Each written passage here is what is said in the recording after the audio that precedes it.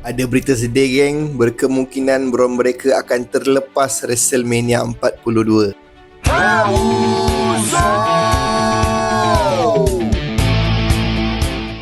Lepas Raw minggu lepas, Braun Breaker ni disahkan mempunyai injury yang diberi nama hernia. Akibat dia mengangkat meja ni lah yang aku baca lah. Yang angkat meja ni lepas tu dia kena hernia. Hernia tu apa? Dia bahasa Melayu mudah faham, dia macam angin pasang dia tarik bawah. Tapi dia punya hernia ni serius sehingga menyebabkan Braun Breaker ni perlulah melakukan surgery, pembedahan. Mula aku baca pembedahan tu mungkin akan ambil masa 2 ke 3 minggu saja untuk Braun Breaker ni berehat. Sebab tu Raw minggu ni Michael Cole ada announce kan yang Braun Breaker ada injury apa semua. Tapi Mat, rupa-rupanya injury-nya ni lepas surgery, berkemungkinan Braun Breaker kena rehat selama 3 bulan tu paling awal, paling lama 6 bulan.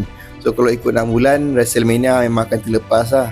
Busuk-busuk pun dia nak buat return mungkin dekat SummerSlam lah kan, untuk big event. Habis lah banyak betul dugaan Team Division ni macam mana tu Ish, yang pening lah tu Ish nak pusing-pusingkan cerita ni kan. Moga-moga cepat sembuh lah ya Braun Breaker ya. Kalau tak, aduh dah lah future WWE ni takut lepas balik pada injured, form akan drop kawan-kawan. Lepas tu Atuk H pun malas pakai AEW